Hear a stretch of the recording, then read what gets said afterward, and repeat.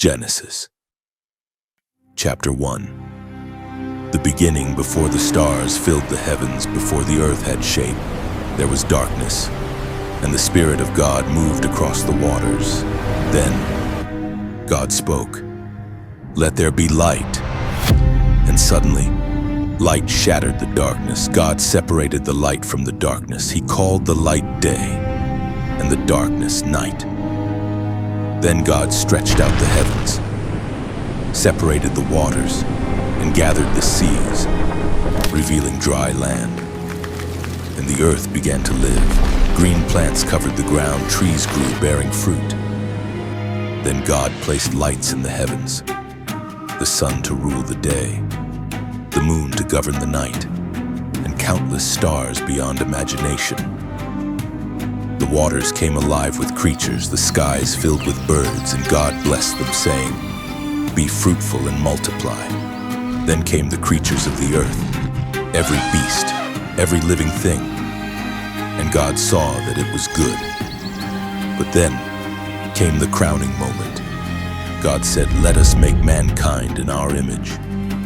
And from the dust of the earth, humanity was created. Male and female, He created them, and God blessed them. He gave them the earth, the seas, the skies, and every living thing. And God looked upon everything He had made, and behold, it was very good. And there was evening, and there was morning, the sixth day. The heavens and the earth were complete, and the story of humanity had just begun. Genesis chapter 2. The heavens and the earth were complete, and on the seventh day God rested from all His work. He blessed the seventh day and made it holy. Then, from the dust of the ground, God formed a man, and He breathed into his nostrils the breath of life, and the man became a living being. His name was Adam. Then God planted a garden in the east, in a place called Eden, a paradise filled with beautiful trees, flowing rivers, and every kind of living creature. At the heart of the garden stood two remarkable trees, the tree of life and the tree of the knowledge of good and evil. God placed Adam in Eden to work the garden and to care for it. He gave Adam freedom to eat from every tree except one, the tree of the knowledge of good and evil. For God warned him that if he ate from it, he would surely die. Then God looked upon Adam and said, "It is not good for the man to be alone." So the animals of the earth and the birds of the sky were brought before Adam. He gave each creature a name, but among them all, no suitable companion was found. Then God caused Adam to fall into a deep sleep, and from Adam, God made a woman.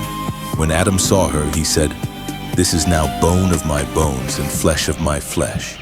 She was Eve, the first woman, and together, Adam and Eve walked through the Garden of Eden. They lived in peace, in innocence, and without shame. This was Eden, the beginning of humanity, a world untouched by sin, a world without suffering, a world without death. And in the beginning, everything was very good. Genesis chapter 3.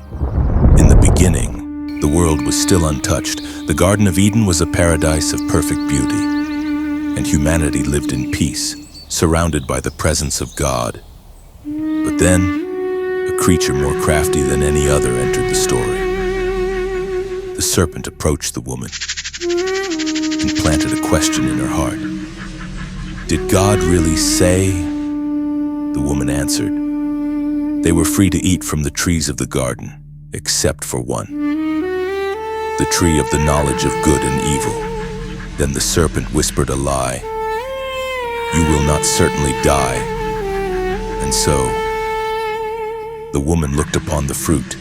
It was beautiful, it was desirable, and she believed the promise of the serpent. She reached out and took the forbidden fruit. She ate, then she gave some to the man who was with her, and he ate as well. And in that moment, everything changed. Their eyes were opened, and for the first time, they knew shame. They knew fear. They knew that they had disobeyed. They covered themselves with fig leaves. And when they heard the presence of God moving through the garden, they hid. Then came the question that would echo through history. "Where are you?"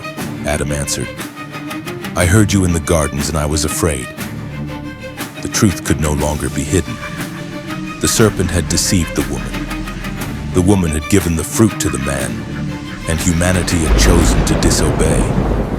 The consequences were spoken. The serpent was cursed. The ground itself would become difficult to work. Pain and suffering would enter the human story, and the man who was formed from dust would one day return to dust.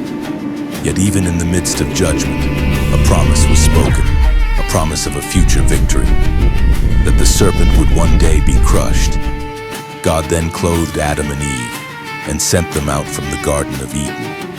Behind them, the paradise they once knew. Before them, an uncertain world, and at the entrance to Eden, cherubim stood guard, with a flaming sword protecting the way to the tree of life. Humanity had fallen, and Eden was lost.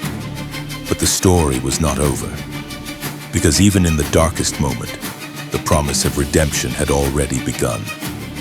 The story of the Bible was moving forward, from Genesis to Revelation.